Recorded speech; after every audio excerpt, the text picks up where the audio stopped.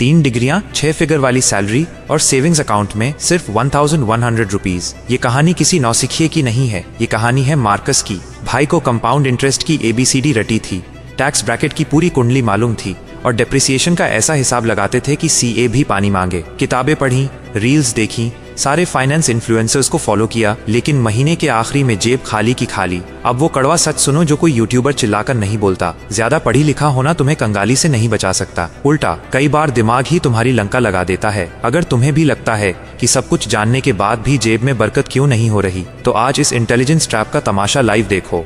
हम middle class वालों के दिमाग में एक सॉफ्टवेयर बचपन से डाला जाता है, बेटा एक बार कॉन्सेप्ट समझ आ गया ना तो लाइफ सेट है। एग्जाम रटा, पास हुए, आगे बढ़े। लेकिन पैसा कोई बोर्ड का एग्जाम नहीं है, ये दिमाग का नहीं, दिल और आदतों का खेल है। और दिक्कत ये है कि तुम्हारा IQ जितना ज्यादा होगा, तुम अपने फालतू के खर्चों को उतनी ही चालाकी से सही ठहराने लगोगे। मार्क्स को कंपनी ने 1,20,000 रुपए का तगड़ा बोनस दिया। अब आम आदमी होता तो सोचता कि चलो FD कर दें, पर हमारे मार्क्स भाई का सुपर कंप्यूटर दिमाग चालू हुआ। यार 6 साल से ये खटारा बाइक चला रहा हूँ, एक बढ़िया गाड़ी लूंगा तो क्लाइंट्स पर इंप्रेशन जमेगा, ऑफिस के पास फ्लैट लूंगा तो ट्रैवल का टाइम बचेगा जिससे मेरी प्रोडक्टिविटी बढ़ेगी, और ये जो 50,000 रुपए की घड़ी ली है ये खर्चा थोड़े ही है, ये तो नेटवर्किंग का इन्वेस्टमेंट है। सुन रहे हो? हर एक दलील एकदम लॉजिकल है और हर एक दलील एक नंबर का सफेद झूठ है जो वो खुद से बोल रहा था।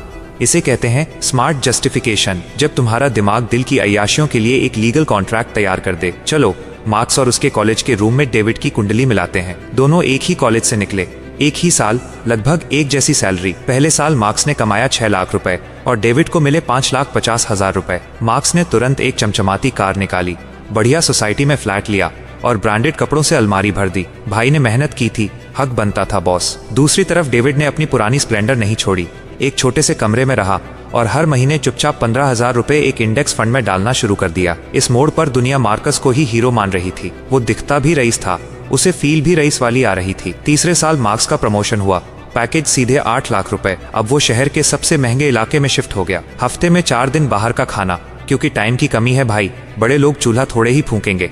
उसकी कमाई बढ़ी तो खर्चों ने भी अंगड़ाई ली और बराबरी पर आ गए। उधर डेविड अभी भी उसी पुराने कमरे में था, लेकिन उसका इन्वेस्टमेंट बढ़कर 7 लाख रुपए हो चुका था। दिखने में वो बोरिंग था, पर अंदर ही अंदर एक टाइम बम टिक टिक कर रहा था। 5वें साल तक आते आते कहानी ने करवट ली। मार्क्स को अब एक अजीब सी घबराहट रहने लगी। सैलरी शानदार थी, पर हर महीने की 25 तारीख को हाथ तंग हो जाता।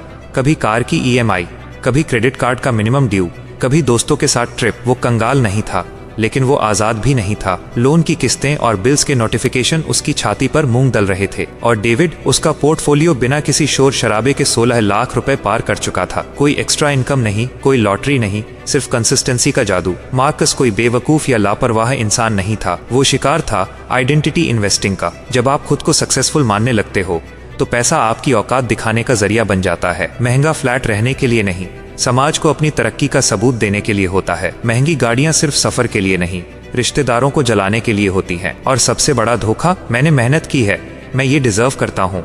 अरे भाई, किसी चीज को डिजर्व करना और उसे अफोर्ड कर पाना, दोनों में जमीन आसमान का फर्क है। 10वें साल का हिसाब सुनोगे तो पैरों तले जमीन खिसक जाएगी। डेविड का फंड खड़ा था 55 लाख रुपए पर और मार्कस की कुल औकात थी 2.5 लाख। शुरुआत एक ही जगह से हुई थी, फील्ड एक था, सैलरी भी बराबर थी। फर्क बस इतना था कि डेविड ने अपनी जेब और ख्वाहिशों के बीच एक गैप बनाकर रखा था, जिसे मार्क्स अपने लॉजिक से हर महीने भर देता था। अगर मार्क्स सिर्फ 10,000 रुपए महीना भी पहले दिन से बचाता तो आज उसके पास 20 लाख रुपए से ज्यादा का एक्स्ट्रा कॉर्पस होता। लेकिन नुकसान सिर्फ रुपयों का नहीं हुआ, नुकसान हुआ ऑप्शंस का। 10वें साल में डेविड अपनी नौकरी लात मारकर नया बिजनेस शुरू कर सकता था, क्योंकि उसके पीछे पैसों का एक बड़ा गद्दा था। वो अपनी शर्तों पर जी सकता था। लेकिन मार्कस को अगले महीने की पहली तारीख की सैलरी हर हाल में चाहिए थी, वरना उसका ताज का महल ढह जाता। वो अपनी ही बनाई आलीशान जेल का कैदी बन चुका था। 11वें साल की एक रात ऑफिस में 11 बजे मार्क्स ने आखिरकार वो कैलकुलेटर उठाया जिससे वो 10 साल से भाग रहा था। उसने अपने बैंक का बैलेंस देखा